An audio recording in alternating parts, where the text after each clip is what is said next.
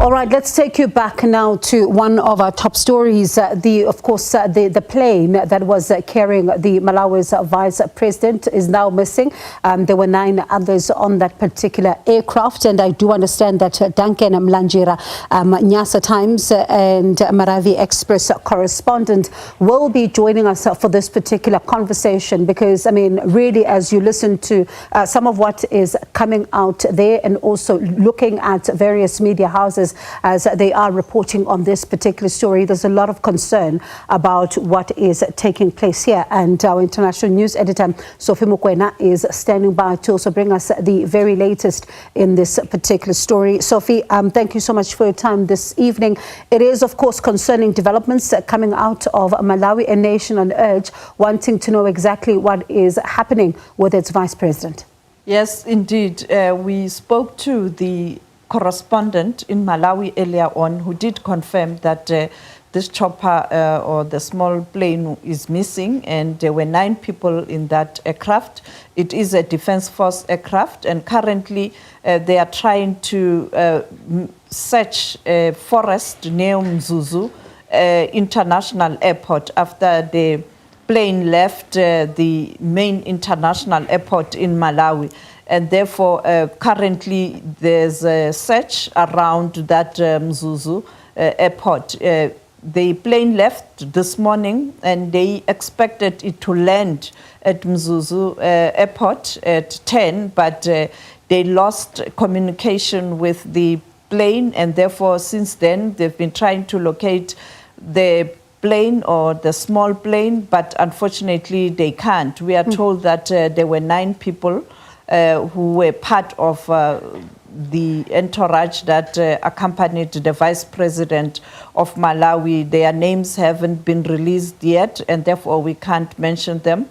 Only the name of the vice president has been released by the office of the president in Malawi, confirming this incident. And therefore, I think Malawian government will be in touch with the SADC counterparts to assist with the search. Countries such as South Africa with capabilities are likely to be called on to assist. And this is a massive, massive international story. It is now already trending. And speaking about it being a massive international story, Sophie, you also think about the fact that it comes just as, for example, Iran is still trying to piece together and pick up the pieces after, President Ibrahim Raisi's death when it comes to that helicopter crash as well. And a lot of focus still on that particular story because there are developments in that country as well. And now, here we are having to learn of another country that is going through such a difficult time. In our region, not very far from South Africa, a close friend of South Africa. And I think this is the issue that heads of state and government in the region will be looking at and perhaps discussing ways and means how they can assist Malawi to ensure that they are able to get to the bottom of this incident. The search is still continuing. We don't know what's the latest in relation to those who were on board. Yeah. And as you pointed out with Iran, we know that that is why we are going to have presidential elections in Iran at the end of June. And tomorrow, in fact, the council that deals with elections will be announcing all the names of the people who will be contesting elections, the presidential election in Iran. And we know that the former president of Iran, Ahmadinejad, is one of those people who presented his credentials for approval to contest the election as an independent candidate. Now we are dealing with the vice president of Malawi, whom we know that recently there were challenges in that country. However, they did manage to address those challenges with the head of state of Malawi. And Malawi being a very small country, and I think it's correct to say, I think the SADC region will have to help Malawi to investigate this incident, but also in relation to the search. I will be trying to get hold of the South African Defense Force Ministry or the department, and also I'll try to speak to the international relations and the presidency of South Africa to to check whether they have been informed and if there's anything that's been done by South Africa to assist. But I'll also try and get hold of the Secretary of SADC to check whether other countries are trying to assist. This is a serious, serious tragedy. 9 people missing. A tragedy indeed. And speaking about developments, it's not only in Malawi where we're seeing developments. There's also here at home some developments around President Cyril Ramaphosa saying that he will not be attending this week's G7 summit. And it's the first time since the president is missing this G7 summit, and the reality with Parliament sitting on the 14th, it will not be possible for him to attend. So what are the other factors? Well, we know that on the 14th, we saw an announcement from the Office of the Chief Justice that members of Parliament will be sworn in. And therefore, you know that before the president is elected, all those who are in the list, starting from 1 up to whatever number as per different political parties, will be sworn in as members of Parliament, and therefore he has to take an oath as a member of Parliament, being number 1 on the ANC list. And when elections have been concluded of the president, the person who has been elected as the president of the Republic will then resign as a member of Parliament, and therefore he has to be in Parliament, particularly on the reports that we are likely going to see the election of the president on Friday, and therefore he has to be there to participate. But besides, I mean, no leader, whether you are just a politician, when you are faced with this kind of a challenge, will leave the country, because you have to ensure that you are able to pull the nation together, or to pull your party together, or your constituency together, so that when these processes start in Parliament, you are singing from the same hymn book. And therefore, I think it is for that reason, but also when you have this kind of a situation in terms of being a commander-in-chief now, because he is still the president of the Republic according to the Constitution until such time there's a new president.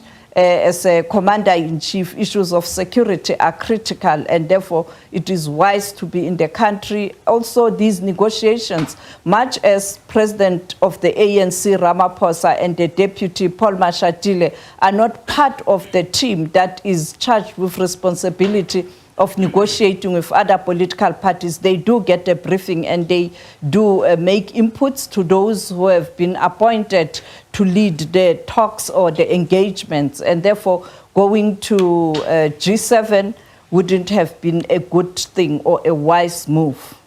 There's also a peace summit that will be held in Ukraine. The Minister of State of Security will often attend these particular meetings. So do we know who will represent South Africa this time around?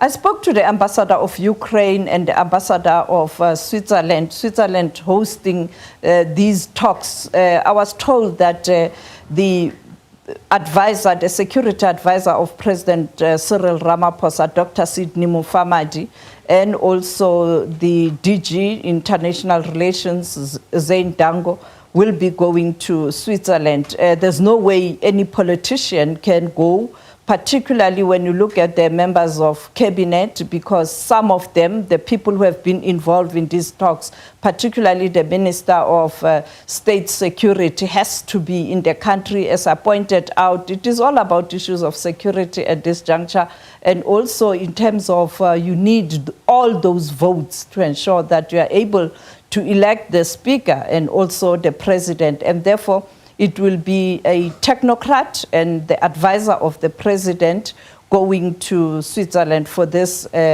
summit, where almost 90 countries have confirmed that they will be participating at different levels.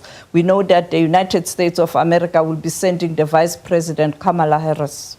And of course, the international community monitoring developments here at home as well. I mean, as parties are engaging in the talks and possibly government of, national unity talks, what will be some of the key issues that the international community is looking at? Well, the international community will be looking at how smooth the transition, particularly in Parliament, the swearing in of members of Parliament, the lawmakers will be, and also that process of electing the president.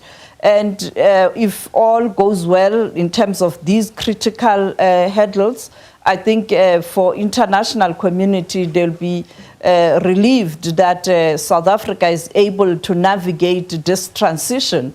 And I think the same with the investors, international investors, I must say, will be looking at this process leading to Friday. You know that the MK party of the former South African president, Jacob Zuma, pointed out that they won't be attending. But we heard from the officials of parliament that the process will go ahead.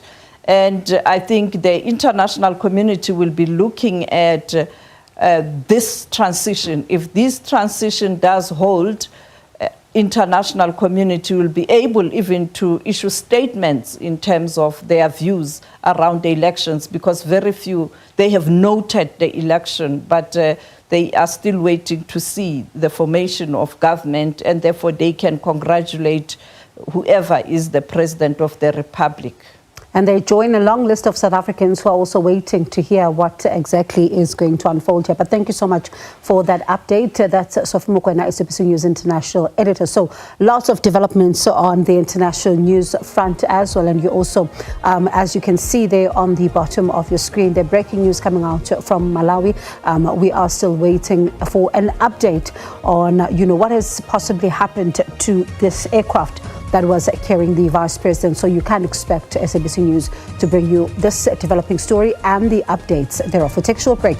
When we come back, we have more for you.